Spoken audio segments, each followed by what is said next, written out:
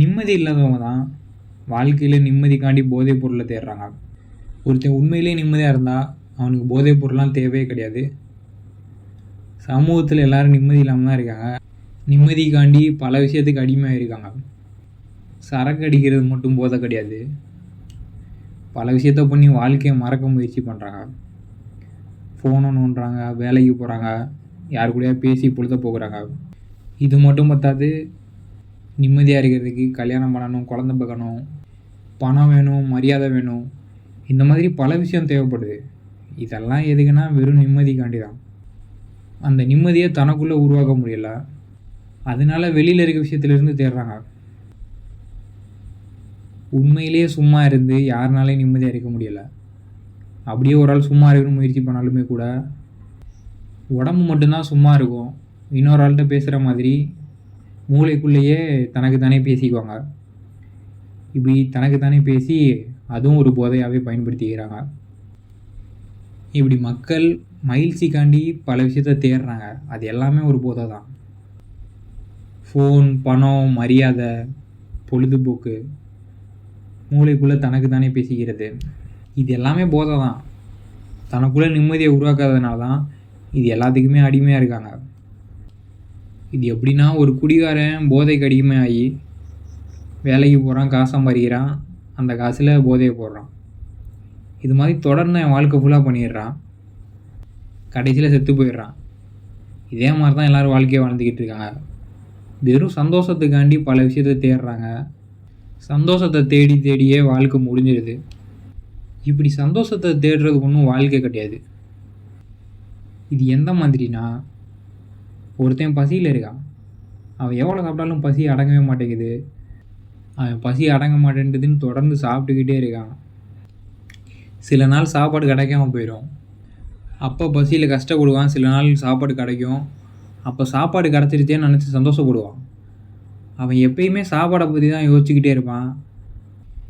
ஏன்னா அவன் எப்பயுமே பசியில் தான் இருப்பான். அவனுக்கு சாப்பாடு தான் முக்கியம்.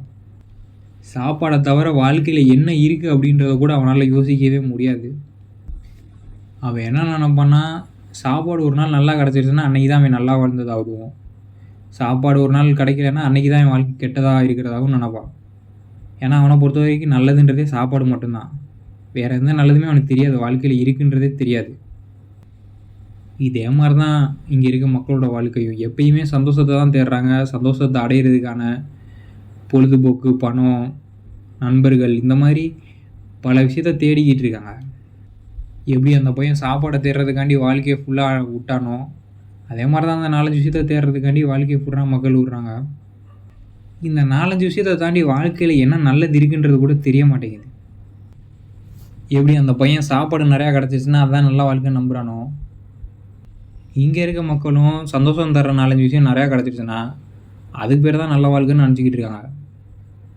ஆனால் அதை தாண்டி தான் உண்மையான வாழ்க்கை இருக்குன்றதே அவங்களுக்கு தெரியறதில்ல. இதெல்லாம் தாண்டி உண்மையிலே வாழ்க்கையில் என்ன இருக்குது, அதெல்லாம் இப்படி போதைக்கு அடிமையான மக்கள்னால ஏன் பார்க்கவே முடியலை? வாழ்க்கையில் பல அழகான விஷயங்கள் இருக்குது. அந்த அழகை உணரணுன்னா ஒரு குறுகிய இடத்துல பார்க்கக்கூடாது. எப்படி ஒரு ஓவியத்தை பார்க்கும்போது அந்த ஓவியத்தோட ஒரு இடத்துல மட்டும் கான்சன்ட்ரேஷன் பண்ணால் அதோட அழகு தெரியாது. அந்த ஓவியத்தை மொத்தமாக பார்க்கணும். அந்த மாதிரி தான் வாழ்க்கையும் மொத்தமாக பார்க்கும்போது தான் வாழ்க்கையில் இருக்க அழகே தெரியும். ஆனால் போதையை போட்டு எல்லாமே கான்சன்ட்ரேஷன்லேயே தான் இருக்காங்க. பணம், பொழுதுபோக்கு, இந்த மாதிரியான விஷயத்தை யோசித்து அதை யோசிக்கும்போது ஒரு இடத்துல மட்டும்தான் கான்சன்ட்ரேஷனில் இருப்பாங்க. சும்மா உட்காரும்போது பல சிந்தனைகள் வரும். அந்த சிந்தனைகள் எல்லாமே கான்சன்ட்ரேஷன் பண்ணுற மாதிரி தான் இருக்கும். இப்படி எல்லா போதையுமே ஒரு விதத்தில் மனிதனை கான்சன்ட்ரேஷன் தான் பண்ண வைக்கும். இந்த எல்லா போதையிலேருந்து வெளியே வந்தால் தான் கான்சன்ட்ரேஷன்லேருந்தே வெளியே வர முடியும். அப்போ தான் வாழ்க்கையில் இருக்க அழகான விஷயங்களே தெரிய ஆரம்பிக்கும். உண்மை, அன்பு, குடும்பம், சமூகம், கடமை, நேர்மை, வாழ்க்கை, இந்த மாதிரி வாழ்க்கையில் இருக்க அழகான விஷயங்கள்லாம் அதுக்கு உண்மையிலே எவ்வளோ அழகு இருக்குன்றது தெரியும். சும்மா போதையிலே வாழ்கிற மனிதர்களுக்கு இந்த மாதிரி வார்த்தையெல்லாம் கேள்விப்பட்டிருப்பாங்க. குடும்பன்ற வார்த்தை கேள்விப்பட்டிருப்பாங்க. வாழ்க்கைன்ற வார்த்தை, சமூகன்ற வார்த்தை, இதெல்லாம் வெறும் வார்த்தையாக தான் தெரியும். ஆனால் உண்மையிலே இந்த வார்த்தைக்கெலாம் என்ன அர்த்தம் இருக்குது, அது எந்த மாதிரியான அழகான விஷயம் அப்படின்றதே தெரியாது.